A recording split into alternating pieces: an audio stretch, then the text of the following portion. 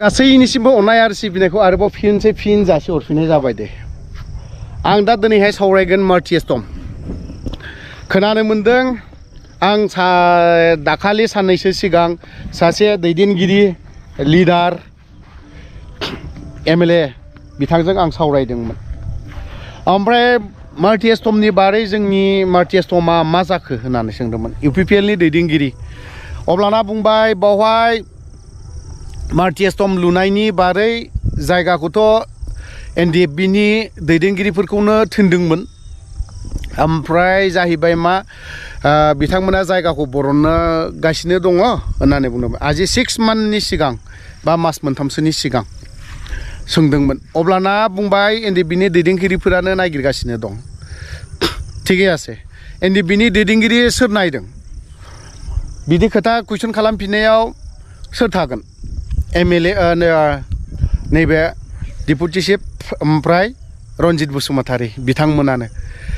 जाय मानसिफोरखौ दिनैहाय रनजित बसुमतारीया गाज्रि मोनो एनडिएफबिनि प्रति बिथांमोना मा सिन्था खालामा बिथांनि बाथ्रा।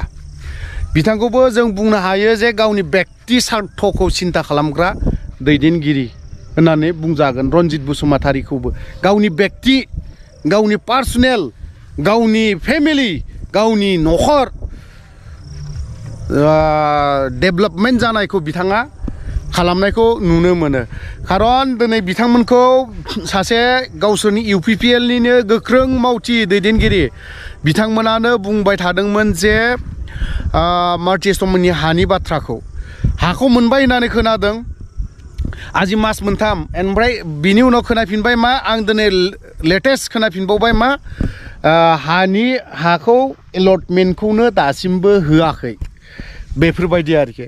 आरे दिनै जुदि इउपिपिएल सरकारा रनजित बसुमतारी मोना आफादनि हारिनि बाथ्रा जुदि सिन्था खालामोमोनबा गबिन्द बसुमतारी बिथांमोना हारिनि बर' हारिनि जायफ्रा मुंख्लं जानाय, जायफ्रा दिनै एनडिएफबिनि नामाव गावथार जानाय, जायफ्रा एनडिएफबि जानानै ट्रेनिं लाथारनानै गावथार जानाय बिथांमोननि प्रति बिथांमोननि जुदि थैनाय गावथार जानाय मुंख्लं होननानै बुङोब्ला जों बिराद गिदिर रेसपन्स बा बिराद गिदिर दायित्व दङ बा बिथांमोन सन्मान दङ होननानै आं सानो। नाथाय बिथांमोना दिनै मुंख्लं होननाय बुस्थुखौ बुजिया, मार्टिएस्टम होननाय बुस्थुखौ बुजिया।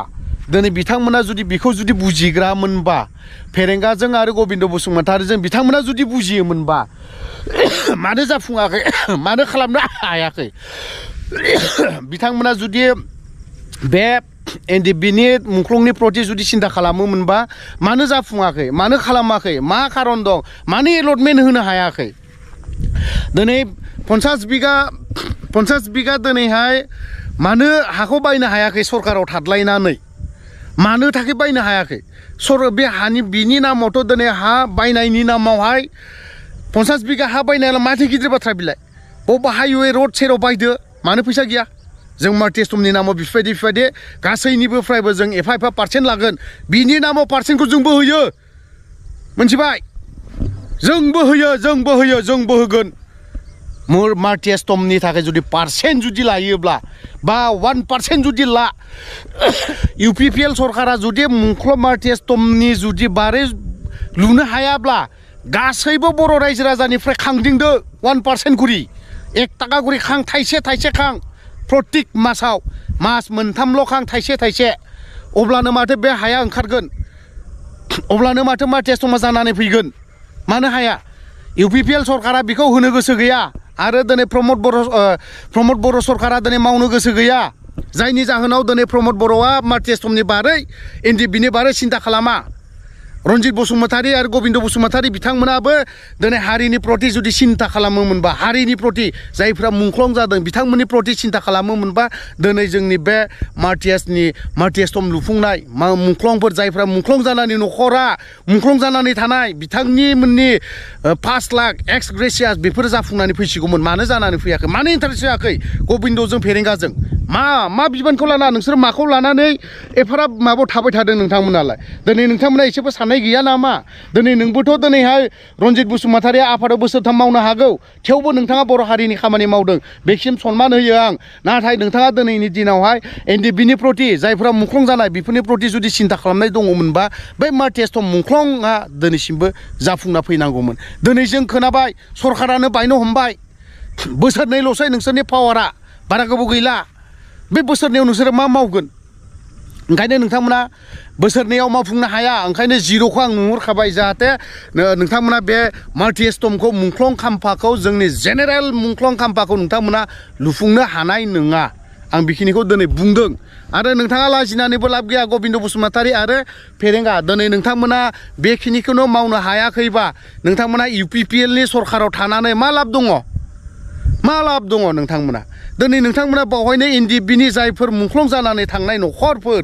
जायफ्रा मुंख्लं जानानै थैदों नोंथांमोना दिनै बिथांमोननि मुंख्लं जानायावसो दिनै नोंथांमोना इएम बा माबा डिपुटि चिफ जादों नै इएमनो माबा माबि जादलाबायनो हादों नङाबा मालाबाबो जानो हायामोन दिनै एनडिएफबिनि नामावसो नोंसोरबो दिनै बेफोरबायदि अबस्थाया फैदों ओंखायनो आं रनजित बसुमतारि बिआर फेरेंगा इएम नोंथांखौ आं बुंहरबावदों गबिन्द बसुमतारि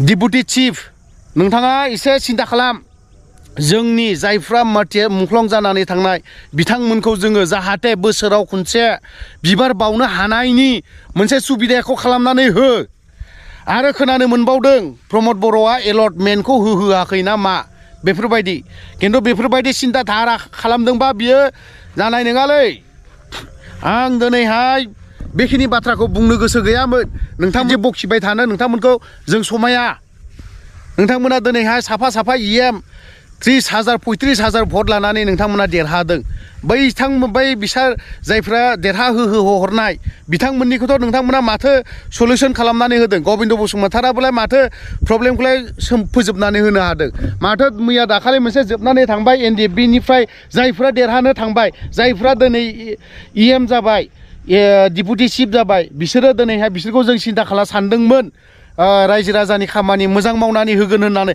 मानोथो जोंलाय खोनासंनो गोनां जादों मानोथो जोंलाय दिनैलाय नोंथांमोननि थाखायनो जों बुंजानो गोनां जादों रनजित बसुमतारिनि थाखायनो जों बुंजानो बा खोनासंनो गोनां जादों थ' लोगोफोर आं दिनै गोबां बाथ्रा बुंबाय बावहायबो जुदि गाज्रि खोथा बुंनाय जादोंबा आं बावहाय क्षमा बा निमाहा बिनाय थाबाय आं बारा भिडिअखौ बारा गोलाव खालामनो सानाखै बावहायनो दोनथ'बाय जय बर' हारिनि